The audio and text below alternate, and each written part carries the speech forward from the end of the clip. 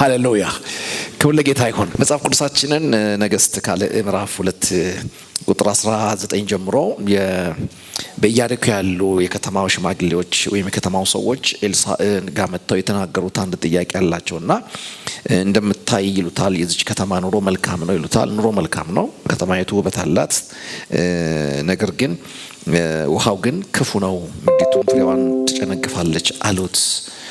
እርሱም አዲስ ማሰሮ አምጡልኝ፣ ጨውም ጨምሩበት አለ። ያንንም አመጡለት።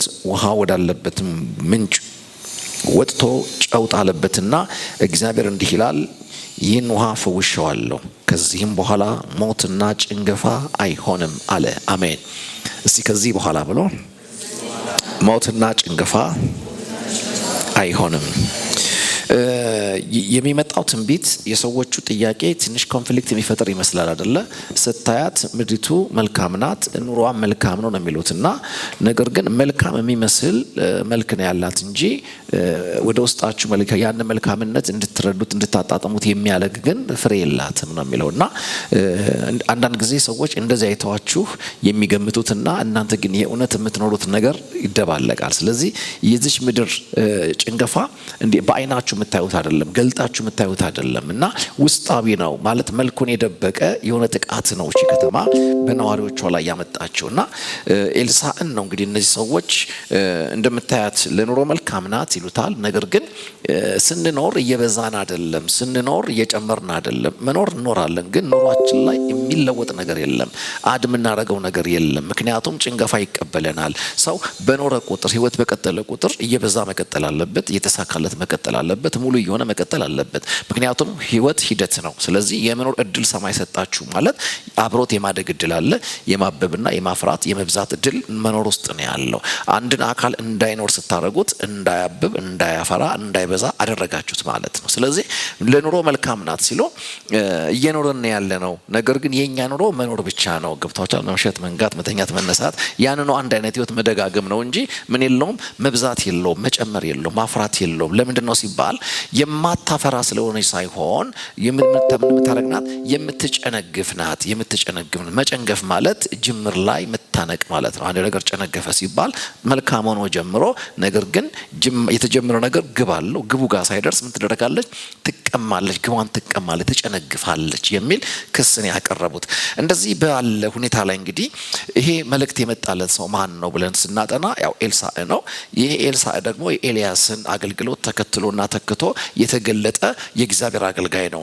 ይሄ መገለጥ ተራ መገለጥ እንዳልሆነ የምታስቡት ወደ ኋላ ላይ ካንተ ሳልወሰድ የምትለምነው ምንድነው ንገረኝ ባለው ጊዜ ወይም ለምነኝ ባለው ጊዜ የተናገረው ነገር በጣም ይደንቅ ነው። በአንተ ላይ ያለው ቅባት በእኔ ላይ ምን ይሆን እጥፍ ይሁን ብሎ ስለ ቅባት አይነት ነገር መጽሐፍ ቅዱሳችን እንድናስብ ያደርጋል። እንግዲህ ሁለት አይነት ቅባት አለ ማለት ነው። በዚህ ከተማ ላይ በዚህ ምድር ላይ ያለፈ በኤልያስ ላይ የነበረ አንድ ቅባት አለ። አሁን ደግሞ በኤልሳዕ በኩል ደግሞ የቀጠለ ሌላ የቅባት አይነት አለ። ይህንን ሁለት አሰራር ከተነጋገርን በኋላ አንዳንድ ጭንጋፋዎቻችንን ዝም ብሎ መኖር የሆነ ህይወታችንን ረብሸነው ነው ዛሬ ፕሮግራማችንን የምንጨርሰው። ክብር ለጌታ ይሁን። ሃሌሉያ። ይሄ ራሱ አጨንጋፊው ራሱን እናጨነግፈዋለን። ክብር ለእግዚአብሔር ይሁን። አይደለ? ከልካዩ ይከለከላል ስለሚል እግዚአብሔር ሐሳብ አንዳንድ ከልካዮች አሉ። እናንተን ሲያቆሙ የኖሩ ከልካዮች አሉ። ሌላ ዘመን ይመጣና ደግሞ ራሳቸውን እናንተን ከመከልከል ደግሞ እንዲከለከሉ ደግሞ እግዚአብሔር አምላክ ሌላ አሰራር ያመጣል። ስለዚህ አጨንጋፊው በህይወታችን መልሶ ይጨነግፋል። ባልንቀጠቀጥም ማወራው እውነት ነው። ክብር ለጌታ ይሁን። እስቲ ልንቀጥቀጥ እንዴ? ይጨነግፋል ራሱ። ክብር ለእግዚአብሔር ይሁን። ይሄ የአሜን ቤት ነው። አሜን። በቃ ነገሮችን ይሄ ጀስት አሜን ስንል በእግዚአብሔር ችሎታ ውስጥ ያለንን እርግጠኝነትና መደገፍ ነው ወደ ገሃድ እያወጣን ያለ ነው። መለኮትን ወደኛ ዓለም የምታንቀሳቀሱበት ሌላኛው መንገዳችሁ ነው። ይሄ አሜናችሁ። ክብር ለእግዚአብሔር ይሁን። ሃሌሉያ። በኤልሳዕ ላይ የነበረውን አሰራር ኖርማሊዝም በየሳየው በጣም የሚደንቀኝ ነገር ምንድነው? ኤልያስ መጥቶ በዛች ነዋሪ መካከል በእስራኤል መካከል ዲል ያደረገው አንድ ችግር አለ። ኤልሳዕ ደግሞ ቀጥሎ ደግሞ አሁን ዲል ያደረገው ያለ ሌላ የችግር አይነት አለ። ሁለት አይነት ችግሮች ከተማይቱን አስቸግረዋታል። የመጀመሪያው በኤልያስ ሕይወት ላይና አገልግሎት የምትመለከቱት አሰራሩ የዚህ አሁን እነዚህ ሰዎች የሚናገሩትን የችግሮቻቸው ሁሉ ኮዝና ምንጭ ዋና ዘር የሆነውን ከእግዚአብሔር ጋር ከመንፈሳዊ ዓለምና አሰራር ጋር ያላቸውን መዛነፍ ሰማይ ያስተካከለበት የመጀመሪያው አሰራር ነው። እና ይሄ አሰራር ምንድን ነበር የሚለው ነገር ስትመለከቱ በጣም አስደናቂ ነገር ነው። የመጀመሪያው አሰራር ያ ምንድነው? እስራኤላውያን ጨንግፈናል፣ እንደዚህ ሆነናል የሚል ማመልከቻ ለኤልሳ ከማስገባታቸው በፊት አንድ ችግር አጋጥሟቸዋል። ያ ምንድነው?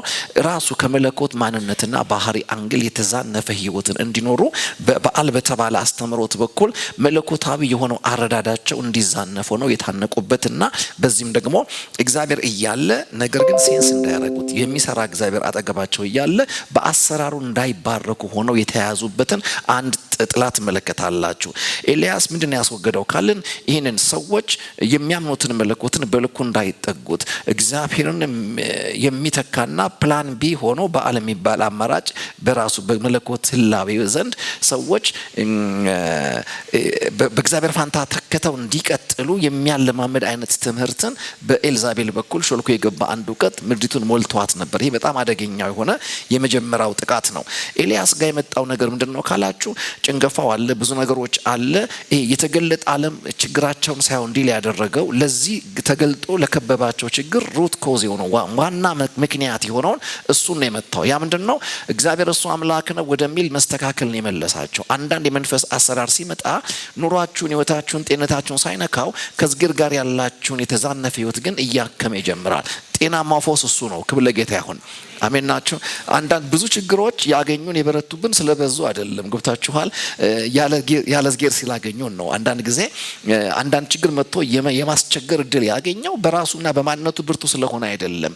መፍራት ያለብህ ችግሮችን አይደለም። ችግሮች ያለ ዝጌር ያገኙ ቀን ነው መፍራት ያለብህ። ያለ መለኮት ህላዌ ያለ መለኮት ከበባ ያገኙ ጊዜ በጣም ትቸገራለህ። እንደዚህ ይላችኋል። መክበቡንስ ከበቡኝ ካለ በኋላ ባንተ በስም ምን አረኳቸው? አሸነፍኳቸው ሲል ከበባው ቀላል ስለሆነ አይደለም ያሸነፈው። ከከበቡት በላይ ግን በአንተ የሚለው አጠገቡሃል፣ መለኮት የሚባል ረዳት አጠገቡሃል። እና የመጀመሪያው የእስራኤል ስንፍና ምንድነው? ይሄ ድርቀቷ፣ ጭንገፏ ምናምን አይደለም። የመጀመሪያው ችግሯ ምንድነው? አለምላሚውን ስትዘራ ውሃ አርጥቦ እስከ መኸር የሚያበቃትን የመለኮትን መገኘት ተቀምታ ነበር። ትልቁ መዛነፍ ስለ መለኮት ያለን የተዛነፈ አረዳድ ነው። ስለዚህ በኤልያስ ህይወት ላይ የመጣው ነገር ምንድነው?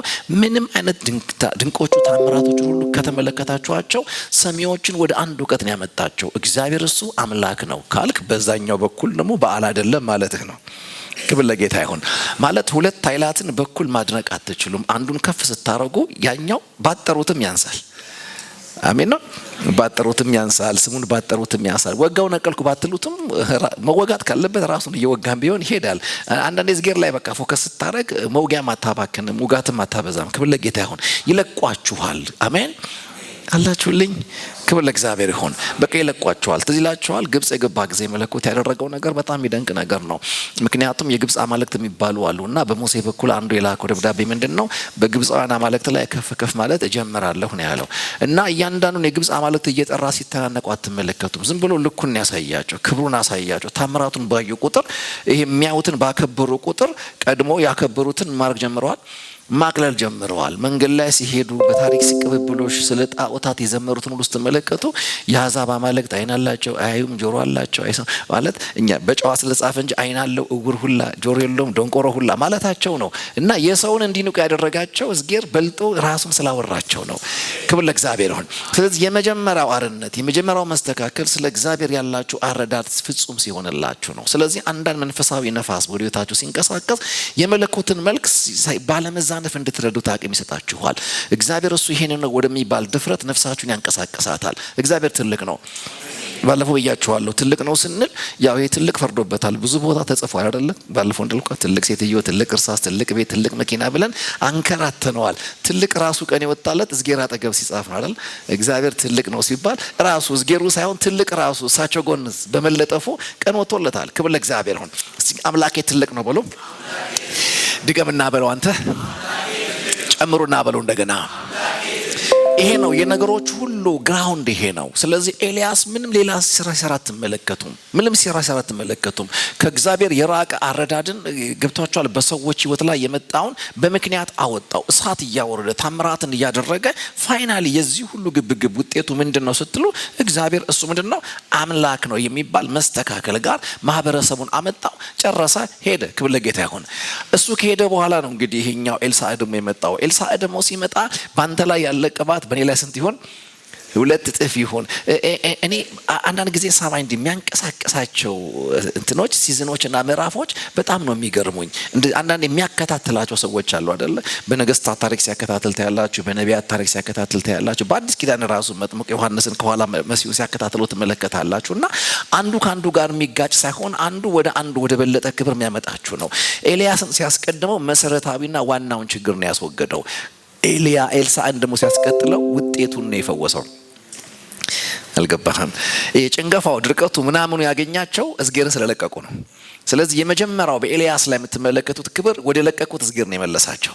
የነገሮቻቸው ሁሉ መሰረቱ እሱ ስለሆነ ዋናውን ካስተካከለ በኋላ ይሄኛው ቅባት ደግሞ ውጤቱን ነው የመታው። አሜን ናቸው። ማለት እዝጌርን ለቅቄ ያገኘን ችግር ወደ እዝጌር ስመለስ ተገዶ ከህይወታችሁ ይወጣል፣ ከኑሯችሁ ይወጣል። ክብር ለእግዚአብሔር ይሁን። ስለዚህ አሁን ኤልሳዕ ያገኘው ማህበረሰብ ምን አይነት ማህበረሰብ ነው ስትሉ እግዚአብሔር እሱ አምላክ ነው ወደሚባል መታረቅ የመጣን ማህበረሰብ ነው ያገኘው። ይሄ ቴዎሎጂ የተስተካከሉለታል። እግዚአብሔር ማለት ብሎ አይስትም ይሄ ማህበረሰብ። ምክንያቱም በሁለት መንገድ ታክመዋል። አንደኛ የሚሰራ እግዚአብሔር በኤልያስ ቅባት ተዋውቀዋል። አምላካችሁ ይሰራል። እስቲ አምላኬ ይሰራል ብሎ ማለት ዛሬ ምን እንድደገፉ ያደረገኝ ታሪክ ብቻ ሆኖ በታሪክ በዘመን የኋሎች ታስሮ አለመገደቡ ነው። ዘመን ተሻግሮ በህይወቴ ሲንቀሳቀስ ማየቴ ነው ዛሬም እንድጠጋው ያደረገኝ። ክብር ለእግዚአብሔር ይሁን። እውነቴን ነው የምላችሁ። ይሰለች ነበር፣ ክርስትናን አድካሚ ያደረገው ነበር የሆነ ታሪክ ብቻ ቢሆን ኖሮና ዛሬም ተስፋ እንዳደረገው ዛሬም በኔ ዕለታዊ ጉዳይ ላይ እግዚአብሔር አክቲቭ ነው እንድል አድርጎኛል። ይሄ የእምነት ብርሃን ነው። ክብር ለእግዚአብሔር ይሁን። ሃሌሉያ። እግዚአብሔር ዛሬም ይሰራል ብሎ አሁን በስራው በኩል አይተውታል። እግዚአብሔርን እሳት ሲባል እሳት እያመጣ አይተዋል። መስዋዕቱን ብላ ሲባል እየበላ አይተዋል። ብዙ ነገር አይተዋል። አንደኛ የመጀመሪያው ነገር እሱ ነው። ሁለተኛው ይሄ ቅባት ያደረገው በኤልያስ ዘመን ምንድነው? እግዚአብሔር ይሰራል ብቻ ሳይሆን እግዚአብሔርን ተክቶ ዝናብ እሰጣለሁ አማራጭ ነኝ የሚለውን የበዓልን እውቀት በህዝቡ መካከል ሆነው ስሁት ትምህርትን ደግሞ የሚያስፋፉትን የበዓል የትምህርቱ ምንጭ የሆኑትን ነቢያቶቹን አንገታቸውን ቆርጦ ሲያስወግድ ትመለከታላችሁ። አንገት መቆረጥ በኪዳኑ መቆረጥ ነው። በእኛ ኪዳን ግን መቁሰል አይደለም። ምክንያቱም ጭንቅላቱን ከወሰደው ትምህርት ቤቱን አሸገው ማለት ነው። አሜን። ስለዚህ ገሪ የተዛነፈ እውቀት የሚጥሉ አንዳንድ ማለት ለምሳሌ ፈርተው የሚያስፈሩ አሉ፣ ተጨንቀው የሚያስጨንቁ አሉ፣ ግራ ገብቷቸው አንተ ላይ ግራ መጋባታችን የሚያበዙ አሉ። እነሱን ከመድረክ ዞር ካረገልህ እያጨደልህ ነው። አሜን ናቸው። የሆነ ባወሩ ቁጥር አሜን ጋር የሚያደርሱ ይቻላል ጋር የሚያደርሱ ይሆናል ጋር የሚያደርሱ ሆነ ነገሮች እግዚአብሔር ከፋፈተ። ስለዚህ አንድም እንዳያመልጥ አንገታቸውን ቆርጣችሁ አምጡልኝ ሲል ስለ በዓል በውክልና በዓልን የሚያስረዳ ተናጋሪ እንዲኖር አልፈቀደም ማለት ነው። በዓልንም ትምህርቱንም ነው ያስወገደው። አሜን። ክብር ለእግዚአብሔር ይሁን። ምክንያቱም ይሄ አስተማሪውን ሳትነኩት ከትምህርቱ ነፃ ብትወጡ የጊዜ ጉዳይ እንጂ እንደገና ያገረሽባችኋል። በተመሳሳይ ችግር ነፍሳችሁ ደግማ እንዳትቸገር ሲፈለግ ትምህርት ቤቱንም ካሪኩለሙንም አሜን ነው ወይ ከከተማይቱ ላይ አስወገደው። ተግባባን? ዳዊትን በጎልያድ ላይ የሰራው ስራ ይሄንን ነው። እኔ በገጥማችሁ ባሪያ ያረጋለሁ ምናምን ሲል ይሄ አስተሳሰብ ከባድ ነው አለ። አንገቱን ቆርጦ ቤተ መንግስት ወሰደው። ከዚህ በኋላ እስራኤል ላይ እንደዚህ የሚያስብ የለም ነው። አሜን። እንደዚህ የሚያስብ ገብታል። ባርነትን የሚያቅድብህ፣ አለመቻልን የሚያቅድብህ፣ ተስፋ መቁረጥን የሚያቅድብህ ነገር ከዚህ በኋላ የለም ነው ያበሰረው እንጂ ዝም ብሎ አንድ ቁስል ነገር ይዞ መምጣት አድርጋችሁ እንዳትወስዱት። አንዳንድ መቆረጦች ምክንያታዊ ናቸው። ዛሬ የሚቆረጡ አሜን ይህ ፍርሃትን የሚጥሉባችሁ እንደማትችሉ ሊያወሯችሁና በምክንያት በሪዝን ሊያሳምኗችሁ ምክንያታችሁን ሁሉ ለዛም ግብአት የሚጠቀሙ ሁኔታዎችን እግዚአብሔር ከህይወታችሁ ያስወግዳል። ይሄ መስተካከል ነው። ይሄ ነፋስ ይምጣልን። አሜን። ይሄ ቅባት ይምጣልን። እኔ በቅባት አምናለሁ። ክብር ለጌታ ይሁን። እግዚአብሔር ይሰራል፣ ይረዳል፣ ሙሉ ያደርጋል። ክብር ለሱ ይሁን። ሁለተኛው ምንድነው? ውጤቶች የሚባሉ አሉ። አንድ ጊዜ የአንድ ሰሞን የተዛነፈ አረዳድና ታሪክ ብቻ ሆኖ አያልፍም። በህይወታችን አሁን ላይ ያበቀለውና ኮትኮቶ ያሳደገው ችግር በህይወታችን ላይ አለ። አሁን በዓል የለም፣ ትምህርቱ የለም፣ መቅደሱ የለም፣ ሁሉ ነገር ፈራርሷል። ግን ምን አለ ካላችሁ ውጤቱ አለ፣ ጭንገፋው አለ፣ ግራ መጋባቱ አለ። ለዚህ ነው ገና ባህሩን ከፍሎ ወንዙን ከፍሎ ብቅ ሲል ጌታችን ሆይ አሉት። አቤት ሲል እንደምታያት ምድሪቱ ምንድናት? ውብ ናት፣ ለኑሮ ምቹ ናት፣ ግን መኖር ብቻ ናት ነው። ቅድም ያልኳችሁ ነው መግቢያዬ ላይ። ዝም ብሎ መኖር ብቻ የሆነ ህይወት ቶሎ ካልተፋታችሁት ይሰለቻችኋል። ማለት መኖር ማለት የመጀመር የመብዛት ከግብ የመድረስ እድል ነው። እግዚአብሔር ኑር ሲልህ ብዛ፣ አብብ፣ አፍራ፣ ተከናወን እያለህ ነው። ምክንያቱም ሁሉ የተስፋ ቃሎቻችሁ እውን የሚሆኑት መኖር ውስጥ ነው። ክብር ለጌታ ይሁን። ሲኖራለሁ ብሎ ለዚህ አይደለ ዳዊት አትኖርም የሚለው ነገር ከፊት ከኋላ ይስማ አላቅም ብቻ ጮክ ብሎ አልሞትም በህይወት እኖራለሁ አለ። ለምንድን ነው የምትኖረው ሲባል ጥግብ ብዬ እድሜ ምናምን አይደለም ይላችሁ፣ የእግዚአብሔርን ማዳን አወራለሁ። አያችሁ፣ መኖሬ ውስጥ ነው ማወራው፣ መኖሬ ውስጥ ነው ስለ እግዚአብሔር ምን ማረጋው እምበዛው፣ ስለ መለኮት የምናገረው ነገር አለኝ። ግን መኖርን ከከለከልከኝ ቁጥር ብቻ አይደለም የከለከልከኝ፣ በመኖር ውስጥ መሆነውን ሁሉ አብረን አድርገኛል፣ ከልክለኸኛል።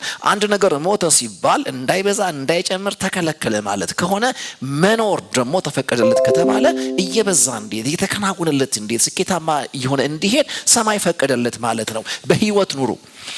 ለዚህ አይደለም ሮቤል በህይወት ይኑር አርለ መረቋል። በህይወት ይኑር ይብዛ። በጣም የሚደንቅ ነገር ነው። ኑር ከተባልክ ትበዛለህ። ሲጮክና አልሞትም ብሎ በህይወት እኖራለሁ። ሃሌሉያ። ይህ መሰረታዊ ነገር ነው። በጣም መሰረታዊ ነገር ነው። ስለዚህ መኖራችሁን ሙሉ የሚያደርገው ምንድነው? መብዛታችሁ። አንድ ሰው ኖሯል የሚባለው ዝም ብሎ ጠዋት ማታም ደጋግማችሁ በአንድ ሲስተም ላይ ስታገኙት አይደለም። አያችሁ፣ የሚጀመር ፕሮሰስ ላይ ያለ የሚሄድ ከቀን ወደ ቀን እየበዛ የሚሄድ መልክ እየሰጠ የሚሄድ እያበበ እያፈራ የሚሄድን ነገር አብሮ ካያችሁበት መኖር የሚባለው ነገር ሙሉ ይሆናል። አሁን ሰዎች የሚሉት ምንድነው? ምድሪቱ ለኑሮ መልካም ናት ማለት ግን ምንድናት ታዲያ? ለምን ተጨነቃችሁ ሲባል ህይወት መኖር ብቻ ሆነብን ነው። ዝም ብሎ መኖር ብቻ ሆነብን። አንዳንድ ሰው አለ ዋናው መኖር ነው ይላል። አይ መኖር ብቻውን ዋና ሊሆን አይችልም። አሜን ነው። እንዴት እየሆንክ ኖርክ ነው። አበሻ አንዱ ብዙ እንትን አለው አይደለም? ምንድነው ካሉት በታች ከሞቱት በላይ የሚለው የኑሮ አይነትም አለውና እንደዛ አይደለም። ከኖራችሁ እየበዛችሁ ነው። እየሰፋችሁ ትኖራላችሁ። እየተከናወነልን እንድንኖር እግዚአብሔር ፈቃድ ነው። ስለዚህ ሰዎች የሚጠይቁት ምንድነው? ስለ ኤግዚስተንስ አይደለም የሚጠይቁት። ምድሪቱ እንደው መልካም ናት ነው። አገሩን ለቡጥ አይደለም የሚሉት። መልካም ቦታ ነው ያለ ነው። ለኑሮ ምቹ የሆነ ቦታ ነው ያለ ነው። ግን መኖር ብቻ ሆነናል። ምን ማለታቸው ነው? በመኖር ውስጥ እየበዛን አይደለም ነው። እየሰፋን አይደለም። እየተከናወነ አይደለም። አንድን አይነት ህይወት ደጋግመን ተገደን እየኖርን ያለ ነው እዚህ ቦታ ላይ። ሪዝኑ ምንድነው ሲባል ስንዘራ ይበቅላል፣ ግን አብቦ ሳናጭደው ይንቀመዋለን። አጨንጋፊ ነገር አለ። መጨንገፍ ማለት ነገር በጅምር ሲቀር ማለት ነው። ጅምር ነገራችሁን ስትቀሙት ማለት ነውና ምንድነው?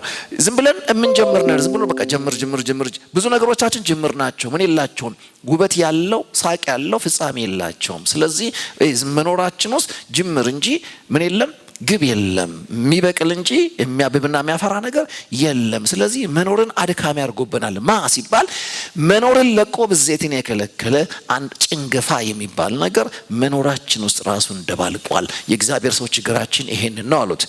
በዚህ ጊዜ በጣም የሚገርም ሰው ነው። ወደ ምንጩ ውሰዱኛል። አሜን አሜን። ወደ ምንጩ ውሰዱን። አሁን ደግሞ አንዳንድ ጊዜ የህይወታችን ችግሮች ብቻ እንጂ የምንመለከተው እነዚህ ችግሮች በህይወታችን ውስጥ እድል አግኝተው እኛን በቋሚነት እንዲያስጨንቁ ግራውንድ ያደረጉበትን ዋናው ሪዝን ደግሞ ብዙ ጊዜ አናውቀውም። ዘ ስፒሪት ኦፍ ፕሮፌሲ ዝም ብሎ ሀዘን ጋር የሚጀምር አይደለም። ለሀዘን ምክንያት የሆነውን ሶርስን የማየት ብቃት ነው። ክብር ለጌታ ይሁን። ስለዚህ እነሱ ምድሪቱ ትጨነግፋለች ነው የሚሉት። በተለይ ምድሪቱ ብቻ አይደለም፣ ሴቶቻችን ራሳቸው ይላሉ ይጸንሳሉ፣ ግን ምን ያደርጋል? ስትጸንስ ጠብቆ የሚቀበል ክፉ እጅ ነው። ይምታው ይምታው። ክብር ለጌታ ይሁን። ገብቷል? የነገር ሙሉ ሳቅ ያለው እኮ ጅምር ላይ አይደለም፣ ግብ ላይ ነው አይደል? ግብ ላይ ነው። አንዳንድ ጊዜ አይሰለቻችሁም? በተለይ አሁን ደግሞ በቃ አሁን ክረምት እየገባች ነው። ከዛ በኋላ ምንድነው የኛ ደግሞ ሁዳዴ አለች አለ 5ቷ ቀን የጳጉሜ እሷ ጸሎት አለች። ከዛ እንጸልያለን። ጌታ ይባረክ። አሜን። ይዟችሁ ሀገር የወጣ ነው ግን ከዛ በኋላ የሚነገር ነገር አለ። አንዳንድ ፓስተርም በቃ ያጓጓናል። በመጋረጃ ጋር ነው የአመቱ ጥቅስ ነው ምናምን እንንጫጫለን። ብቻ እዝጌር የአመትም የወርም ጥቅስ አለው። አሜን ነው። የሆነ ጥበባት በሉ። ክብር ለእግዚአብሔር ሁን። ዴይ ቱ ዴይ አክቲቭ ነው ከእግዚአብሔር ጋር። ሁሌ ሰማይ የሚያወራው ሰው ሆኖ አሜን። ሁሌ ሰማይ የሚናገረው ሰው ሆኖ እና ምንድነው ጽንፍ ይዤ መቃወም ባልፈልግም ግን ብዙ ወዴን አይሞላውም ያ ነገር። ምክንያቱም አንዳንድ የዓመት ሆኖ አላየውም። ገብቷቸዋል። ለምሳሌ ምንድነው የመጠርመስ ዓመታችን ከተባልክ በኋላ መስከረም 1 ነው የሚነገር፣ መስከረም 6 ይረሳል። ስለዚህ የሁለት ቀን የስድስት ቀን መጠርመስ ነው ማለት ነው። እና እኛ ግን እንደዛ ካልን አይመስለኝም የምንል ግን ካልን ግን ዓመቱን ሙሉ በቃ በእያንዳንዱ ወር ስለ ጥርመሳ ነው የምናስተምርህ። መስከረምና ጥቅምት ጥርመሳ ምንድን ነው? ህዳርና ታሳስ የጥርመሳ አስፈላጊነት፣ ጥርና የካቲት መጠርመስ የሚገባው ጉዳይ፣ ያጠረማመሱ የመጀመሪያው ዘመቻ ምናምን እያልክ ውጤት አሜን ነው። ከዛ በኋላ ዓመቱ ሲያልቅ ተናግረህ ነበር። እግዚአብሔር ካወራን ምን ተፈጸመ ምን እንጂ የሆነ መስከረም በራፍ ላይ ነግሬ ህዳር ላይ ምረሳው አይነት ነገር ከሆነ ልማድና ቅብጠት ነው። ጭንገፋ ማለት እሱ ነው። ትልልቅ ቃል እያወሩ ትንንሽ ሆኖ ዓመቱን መዝለቅ ጭንገፋ ነው። ትልቅ እያሰቡ ትንሽ ሆኖ ህይወትን በቃ መጋፋት ጭንገፋ ነው። ዛሬ ምንድነው ምትልን ካላችሁኝ ከዚህ በኋላ ጭንገፋና ሞት አይሆንም አላቸው ነው የሚለው። የመንፈስ ሲመጣ አይሆንም ነው። ይኸውላችሁ አይሆንም ካለ ሪዝን ሰጥቶ ነው። ባይዘዌዝ ብሎ በቃ ሰባቴ በለው ይሆንልሃል እንደዛ አይነት አይደለም። የማይሆንበት ሪዝን ምንድነው ሲባል ወደ ምንጩ ሰዱኛል። አያችሁ፣ ውጤቱ ላይ ማለቃቀስ አቁሙ። የሆነባችሁ ፍሬው ላይ ማለቃቀስ አቁሙ። አሁን አብቦ ያነቃችሁ ነገር መቼ ነው የተዘራው? ለተመሳሳይ ችግርና መቀማት ሪዝን የሆነባችሁ እናንተ ጋር ያልተስተዋለ ግን ልማድ ሆኖ የቀጠለ ለመጎዳታችሁ ሪዝን የሆነ ምንጩ የቱ ጋር ነው ያለው? ከተማው ይጨነግፋል ሲሉት ምን እየጠጣ ነው የጨነገፈው ነው? ምንጩ ጋር ወሰዱኛል። ምን እየጠጣ ነው? ምን ያልተለወጠ ህይወት ይዘን ነው ለዚህ መጨንገፍ ምክንያት የሆነው? ወዳጆቼ አይኖቻችን ሰማይ ካላበራው በስተቀር እኛ ጋር በቅርበት ያለ ግን ያለ እውቀት ይዘነው የጎዳን ብዙ ምንጭ አለ። ዛሬ ያ ምንጭ ይፈወሳል። ባህሪያችን ሊሆን ይችላል፣ አረዳዳችን ሊሆን ይችላል፣ ችኩልነታችን ሊሆን ይችላል፣ ሁሉ ጊዜ ኔጌቲቭ ቶት ተሞልተን ሊሆን ይችላል፣ የማይነወጥ አይነኬ ግጥጥ ያለ ልማዳችን ሊሆን ይችላል፣ አንድ ነገር በቃ በአንድ አቅጣጫ ብቻ አይቶ ግግም ማለት ሊሆን ይችላል፣ ፍሌክሲቢሊቲ ማጣት ሊሆን ይችላል። ገብቷችኋል? ብቻ የሆነ አንድ ሶርስ አለ። ነብዩ ወደ ምንጩ ሰዱኛል። ዛሬ ምንጩን የምናይበት አይኖቻችን ይከፈቱ። ማለት የደጋገምነው የተጎዳንበት፣ የደጋገምነው አቅም ያጣንበት። ምክንያቱም የምንጩን ባህሪ ካልቀየርክ ውጤቱ አይቀየርም። ውጤቱ አይቀየርም። ለምሳሌ ሁሌ አኩራፊ ከሆንኩኝ በምንም ታምር ሳቂታ ማህበረሰብ ልፈጥር አልችልም። የሆነ ነገር ያስፈልጋል። አንዳንዴም ሆድቻለው ተቻለው ደም ያስፈልጋል። ፈገግ እያላችሁ እየዋጣችሁ አሜን ነው ወይ እየተናገራችሁ እየረሳችሁ ጥቂት ስትነኩ ብዙ ምትነኩ ማቱና አንዳንዴም ለመነካት መፍቀድ ጥሩ ነው። ማለት በወደቀ ዓለም ላይ ነው የምንኖረው። እንደኛ ከሚቸገርና ከሚያስቸግር ማህበረሰብ ጋር ነው የምንኖረውና መታገስ መቻል አለብን። አንዳንዴ እኔ በረታለሁ፣ በተራህ ደግሞ እዳለብህ አንተም ትበረታለህ። አሜን ነው። አንዳንዴ እኔ ይቅርልሃለሁ፣ አንዳንዴ አንተ ትለኛለህ። አልልም ማለት አትችልም። ለኔ ጊዜ እንዲህ ነው መባል አለብን። አሜን ነው ወይ? እንዲህ መያያዝ መቻል አለብን። ብቻ የሆነ አንድ ጨው የሚያስፈልገው ምንጭ አለ። መጣፈጥ የሚያስፈልገው በርግማን የተያዘ አያችሁ፣ ትውልዱ ሳያውቀው እየጠጣ ምን ያደረገበት የሚጨነግፍበት ይጸንሳል። ሴትዮዋም ሰውየውም እኮ የመውለድ ችግር የለባቸውም። ይተቃቀፋሉ፣ ይጸንሳሉ። ሐኪም ቤት ሲሄዱ የሁለት ወር ነች ትባላለች። ገብቷቸዋል? ባልየውም ጋር ሚስትየውም ጋር ምን የለም ችግር የለም። ግን የዘሩትን ዘር ምን እያጠጡት ነው? አንዳንዴ ድንቅ ራእይ እንይዛለን፣ ግን ምን እያጠጣ ነው ቶሎ ከእጃችን የሚወጣው? አያችሁ፣ ምክንያቱም ምንጭ የምታጠጡት ነገር ማለት የበቀለው ነገር በህይወት እንዲቀጥል አቅም የምትሰጡበት ሲስተም ማለት ነው። እግዚአብሔር አምላክ አይኖቻችንን ወደ ምንጮቻችን ይመልሰው። ክብር ለእግዚአብሔር ይሁን። ሃሌሉያ። ይሄ ነው በጣም ወሳኙ ነገር። በዚህ ጊዜ ወደ ምንጩ ሰዱኝ አለ። ምንጩ ጋር ሲወስዱት ጨውና ማሰሮ አመጣ፣ ከዛ ጣለበት። ክብር ለጌታ ይሁን። እኔ እንደዚህ ያስባለሁ። ዛሬ መንፈስ ቅዱስ የህይወታችንን ዋና ነገሮች ያናገራቸዋል። አሜን አሜን። በቃ እንደዚህ ያሰብኩ ነው። በቃ አንዳንድ ጊዜ በስም ልጠራው ምክንያቱን ማላቀው አይነት ነገር ክብብ ሲያደርገኝ ያለው እና እኔ ባላቀውም በቃ የተሰወረው ከኔ እንጂ ከማን አይደለም፣ ካንተ አይደለም። በቃ የግድ እኔ ማየትና ማወቅ ያስፈልገኝም። ብቻ ተገናኘው፣ ወክለኝና አውራው። አሜን ናችሁ ወይ? ወክለኝና አጣፍጠው። የሆነ ቦታ ላይ ምንጬን ተገናኘው። ክብር ለእግዚአብሔር ይሁን። እስቲ ምንጭ በሉ። እኔ ምላችሁ ይሄ ነገር ተደጋገመ አይደል? ስለ ምንጭ የሆነ ነገር አለ ማለት ነው። ክብር ለእግዚአብሔር ይሁን። 2 ሳምንት ተከታታይ ያወራነው ስለ ምንጭ ነው። የተከበበ ምንጭ ቀደህ ቅዳ ጠጣ ብሎናል። አንዳንዱ ምንጭ ደግሞ ግፍ ያለበት ማክሰኞ እንደተመለከት ነው። ገብታቸዋል። ቀርተው ከብቶቻቸው ሊያጠጡ ሲሉ መጥተው ይጋፏቸዋል እና የሆነ ደረሰ ስትል ጠብቆ የሚጋፋ ጡንች እስቲ ይመጣል። እሱን ደግሞ በዝጌር ሌላ ጡንቸኛ ይልክላቸዋል። ገፍቶ ምን የሚያደርግ እንዳታረፍዱ የሚያደርግ ሁሌ አርፋጅ እንዳትሆኑ በጊዜ እንድትገኙ ጊዜያችሁን መልካችሁን ማለት መድረስ የሚገባችሁ ቦታ ላይ በራሱ ጊዜ እንድትደርሱ የሚረዳ የሚያፈጥናችሁን እጅ እግዚአብሔር ይልክላችኋል። ክብር ለእግዚአብሔር ይሁን። ክርክር ስላለበት ምንጭ ላስት ታይም ተናግረውናል። ክርክር ያለበት ስትቆፍር ዝም ብሎ አያግዝም። ቁፈራውን ገብቷል።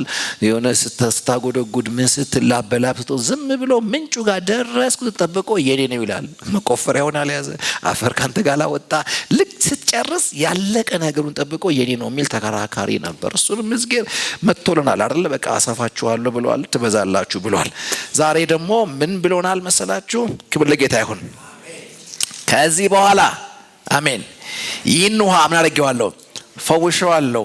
ከዚህም በኋላ ሞትና ጭንገፋ አይሆንም አለ። ኤልሳዕም እንደተናገረው ነገር ውሃው እስከ ዛሬ ድረስ ምን ብሏል? ተፈውሷል። ሃሌሉያ።